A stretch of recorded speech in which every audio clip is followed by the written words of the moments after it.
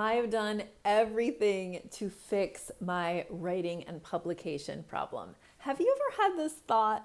Have you ever said to yourself, kind of thrown your arms up in the air and said, well, I've tried everything, and kind of given up on yourself?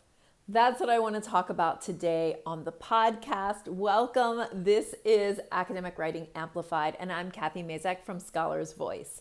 Now, I have heard this from many people who have been thinking about our programs but not joining. So I hear a lot of times I hear from people who are thinking about, for example, our Navigate program, that they have been listening to the podcast for a long time and they've tried the things in the podcast, or that they've read my book. Yay, thanks for reading my book. And they've tried the things in my book and that they've learned so much. But they really haven't made the core shift that they need to make in order to really solve or really resolve their writing and publication problem. And so because they've kind of tried a bunch of different things, and maybe besides my book, maybe you've read other academic writing books, maybe you've listened to other people's read other people's blogs, you've maybe tried a ton of productivity books, right? There's so many productivity books out there. Maybe productivity is what I need to be more productive. And so you're hesitant to invest in a true program because, of a lot of reasons. Let's review some. Okay, so the main reason we're talking about today is that you feel like you've already tried things that haven't worked. So I just want to stick with that line of thinking. Because you might think that you've done everything, but today I really want to focus on what is the difference between listening to a podcast, reading books, trying to fix your writing and publication problem, and then investing in a program to solve this problem. And it has to do, with a couple of things. I don't know if you are like this. This is what happens to me. I read a lot. And sometimes if I read a book that's a self-help book, right? It's about trying to change something. Sometimes if I do all the exercises in the book and everything, maybe it will actually change my practice. And there's lots of books that have changed my mindset or have changed my thinking about things. So Cal Newport's Deep Work really changed the way I thought about how we organize work. The Slow Professor is also a book that influenced me so much, just in terms of both of those books kind of were able to put into words phenomenon that I was seeing. And then, so that gave me tools to continue to talk about it with people. So that was really helpful.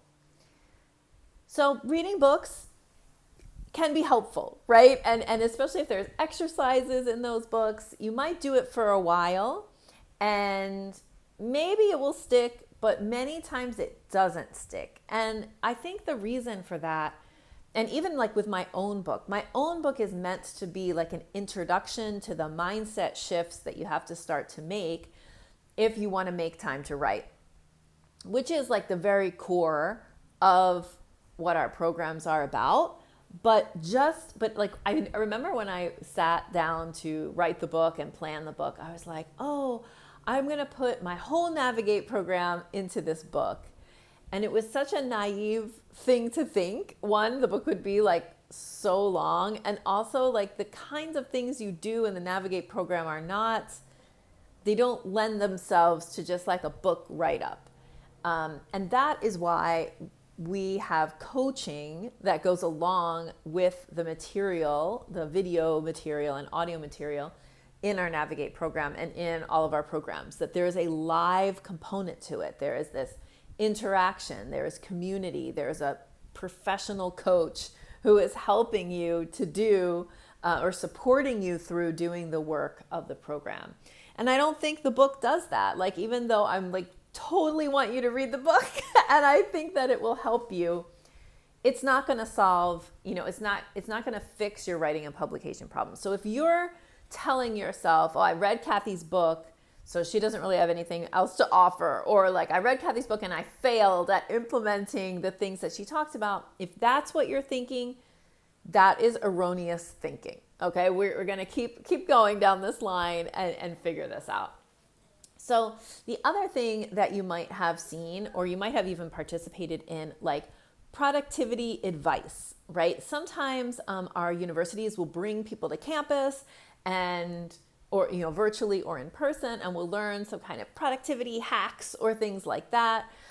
Maybe you've started to follow a YouTube channel that's about that, or you've read a book like Atomic Habits, which is one of Gina's favorite books about productivity. And they do help you, right? They do help you. But the difference between like reading a book and really changing your practices, I think really involves like other people, right? Like other supportive people who are doing it alongside of you, or a person like a coach who can help you get through your own obstacles about that thing. So if you're thinking, I've done everything to fix my writing and publication problem. And what you mean by everything is that you've read some books and you've tried some things that you learned in those books, or you listened to my podcast or other people's podcasts. And so you're familiar with the kinds of things that we talk about. That is not enough. Okay. And so I want to think now about how valuable you are and how valuable the work that you do is. So I had a podcast earlier this month that was about this idea, some people, I was hearing from a lot of people, $4,500 is too much to spend on professional development. And I would love for you to go back to that podcast episode and listen to it, because in there I really dig into thinking about the value of your work, your position, and yourself. There is really nothing more valuable than your ability to do this amazing work that you're doing. And if you don't take care of yourself, the road that many people are headed down is a road towards burnout. And that's not their fault. It's not your fault if you've had a burnout. I've had a burnout. If you're working yourself so hard that you're starting to think, maybe academia isn't for me, that's not your fault. We're all in academia being overworked and under supported. And I don't think it should be normal. I think it's normalized, not normal, but normalized, that everybody is overly busy. Everybody is doing too many things, right? And too many disparate things, like things that don't go together. And that as soon as you prove yourself worthy of responsibility, you continue to get more and more responsibilities piled onto you, right? And what happens is by the time that we get to around tenure, or especially if we make tenure and it's right after tenure, we are so overburdened with things that are no longer our passionate interest, or things that are actually taking away from the unique contribution that we're trying to make in the world, things that are pulling at that and unraveling it, that we're why am I doing this? Why am I working so many hours and I don't even get to work on the thing that I love? Or even to say it from a different perspective, I don't even get to work on the thing that is my unique contribution, right? I'm bogged down with doing the things that anybody else could do. I'm teaching the classes, I'm running the meetings, but I'm not contributing to knowledge making in the way that I want to, or I'm not contributing to change in the world in the way that I want to.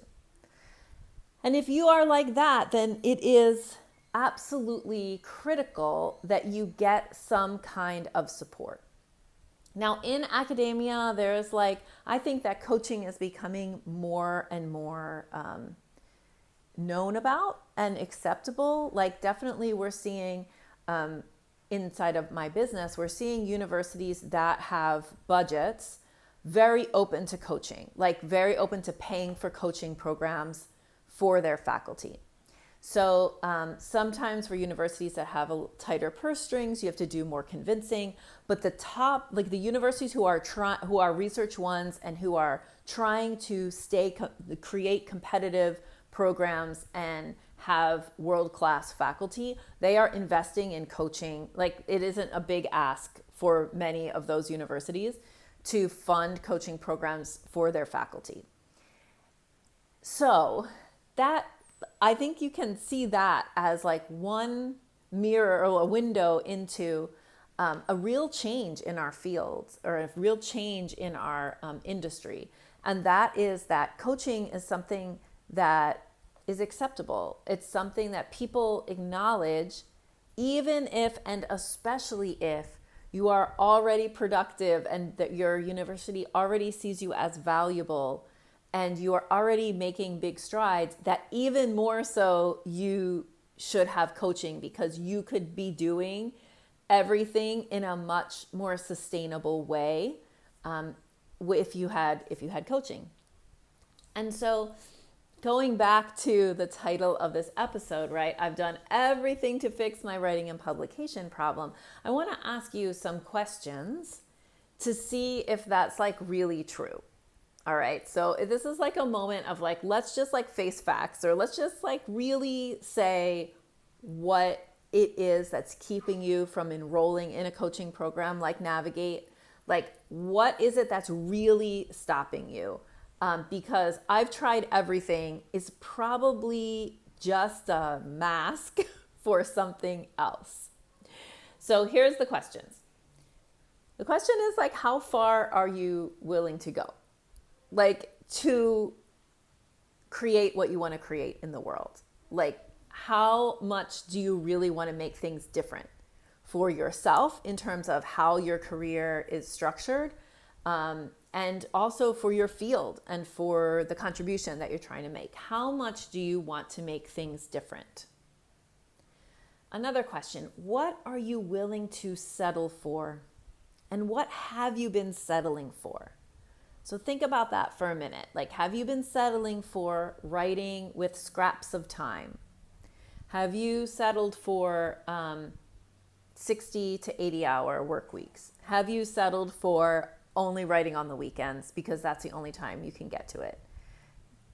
If you're settling for that kind of career, or have you settled for leaving your research at the door, and just not doing it, sitting on piles of data unanalyzed, because you're well, I've tried everything. So, if you're doing that, you're definitely settling. You have more to offer and you need support in order to be able to offer it, right? Then the last question is, what are you willing to fight for, right? What kind of a career are you willing to fight for? When you got into the scholarly life, what was it that you wanted it to be like? I actually want you to answer that question, write it down. And don't even answer the version of what I saw my advisor do. I want to know what do you really want it to be like to live the scholarly life? What do you want to have your every day and every week look like? Because at the end of the day, your career is the sum of your days. Your career is the sum of your days. So how you're spending your days, your every day, your typical Monday, typical Tuesday, typical Wednesday, is how you are spending your career. That is what it is. So if you want something more for yourself and you're not willing to settle, then you need to stop using the excuse of I've done everything or I've tried everything, to fix this writing and publication problem. I've tried everything to make time to write. I've tried everything to, to get publications out, and I can't. That is like an argument with yourself that you are losing. Do you know what I mean? Like, it's like, who are you trying to convince with this argument that you've tried everything, right? And what are you settling for? And what are you willing to fight for? What kind of career are you willing to fight for, right? I think there's like so much joy in writing and publishing. I actually think there's so much joy in it. Yes, there's like angst and anxiety, and there's stress and so many things. But for the people who have like figured out how to make it like a continuing part of their scholarly practice, it is a joyful thing to see your work in the world. It is a joyful thing to be desired for your work, to be sought after for your work, to be the person who like people are coming up to after giving a conference paper. Oh, I read your paper about this, and I'm so excited about what you're going to do next. Or I have this question for you. It's so satisfying and joyful to have graduate students pursue you and want to work with you because they know the scholarly work that you are trying to do in the world, that you are putting out into the world. All of that is joyful and satisfying. And if you are accomplishing all of those things while you are driving yourself into the ground because you are working so many hours, then that is not going to last. So you really want to find a sustainable way to incorporate writing into the center of your career, which we talk about a lot. I'm pretty sure I have an episode that's like about that specifically. But what I mean is like, if the core of what you are trying to accomplish as a scholar involves getting your scholarly voice in the world, right? Publishing your research, then you need to figure out how to put it inside your days, not in the evenings, not on the weekends. You need to figure out how to put it inside your weekly practice. It can't be something that's on the sidelines. It has to be central. The writing has to be central so the publishing can be central so that you can get what you want from your career and make the difference in the world that you want to make. So if you've been saying to yourself, I've done everything to fix my writing and publication problem, but you haven't invested in a coaching program, or maybe you invested in a coaching program and didn't do it. Yeah, this is something that people do. They invest in a program and they don't actually do the actions of the program.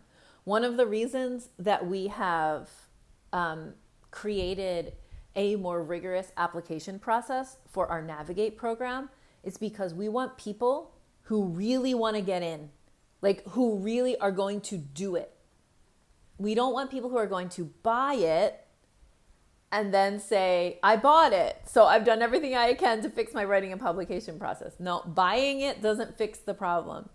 The exchange of money is important. Like the investment in yourself is absolutely important. But the investment doesn't create the result that you want. Doing the program creates the result that you want. So I'm going to tell you the promise of our Navigate program that is the anchor that we used to design the program. It is Navigate helps tenure-track women and non-binary professors with a disruptive perspective on their field to publish their backlog of papers so that their voice can have the impact they know is possible. So I just want to say, dear listeners, if you are there thinking, I know I could have more impact, I know that that's possible for me. If you're thinking, oh, I got that backlog of papers, if it was out there, I could be in like this up-leveled place and in my career, right? If I had those papers out, I could be writing on the next step thing. I could be writing grants to fund the next, the next stage of my line of research. If you are a person with a disruptive perspective on your field, and by this I mean that you are part of the modern generation of scholars and academics who are often living at the intersection of fields. So you're not siloed in one disciplinary area, but you are often, most of our clients have this kind of disruptive perspective. They're in a certain disciplinary area, but they have kind of almost an outsider's perspective, or they combine disciplines in a way. They're at the intersection of fields in a really interesting way, which to me is the direction that everything is going. So this idea of like pure disciplinarity is not going to be a thing, if it even is still a thing anywhere. So a lot of our clients, we find, like have this very disruptive perspective on their field. They're like doing research that when it gets out there is going to change the conversation. And that's what makes doing this work of coaching like so exciting. Because to me, and I told you in the description of this episode, I said that you might think you've done everything, but in this video, I'll tell you the missing piece. And there's actually two missing pieces. The main one, though, is group coaching. Like that is the thing that gets people past the obstacles that they feel when they start to implement new practices, is the group coaching. And the corollary to that, or maybe I should even say it's the coaching and the group are the two things. So the coaching, that you have like an expert coach helping you to get over the obstacles that come up when you try to do your career in a way you've never seen it done before. Because in our programs, we teach a disruptive, actually, a perspective on how to manage your academic career. And it's, it's helpful to have a coach when you are learning about how to implement this very like different idea of what different from what you've seen probably from your advisor, a different way. That's why the company is called Scholar's Voice, and it's a new, a different way to do academia. Like we're teaching a different way to do it, an equally, if not more successful way to do it, but a different way to do it. And as you're learning that different way to do academia, a way that centers your writing and treats you like a human and will lead to the result that you want, which is publications. As you're doing that, you're going to resist some things. You're going to be like, I can't do that. Oh my gosh, no. And then you're going to come to a coaching call and we'll coach you through it. And we'll show you how you can adapt what we teach in a way that is for you. You don't have to go at a certain speed in our programs in terms of adopting our methods. Like sometimes it takes people a little longer, a little shorter. It just, it's all about like I'm ready or I'm not to like really do things differently. And that really takes coaching. And then the group part, okay, the corollary part to it is that you're doing it together with other people who are in the same situation with you. Like, wouldn't you like to be in a room full of tenure track women and non-binary professors with a disruptive perspective on their field, right? Like who believe that who want to publish their backloaded papers so that their voice can be heard and have the impact that they know is possible. Like that sounds like a really cool group of people to be around. And everybody's working through the same thing that you are. And that's what helps you make a transformation in your scholarly career, is that other people around you are in the same boat as you, and they're doing it together with you. So the group coaching has two important parts to it, the group part and the coaching part. I hope that this has helped you to think about, if you've ever had that thought of, I've done everything to fix my writing and publication problem, I want you to go back to those questions. I'll read them to you again. I'll leave you with these questions, which are, how far are you willing to go? How far are you willing to go to get what you want in your career? How much do you want to make things different? How much you want to do things differently, right? How much you want this whole thing to feel much better and be different. What are you willing to settle for? Or what are you settling for right now? And then what are you willing to fight for? Have a wonderful day. Thanks for listening. Bye.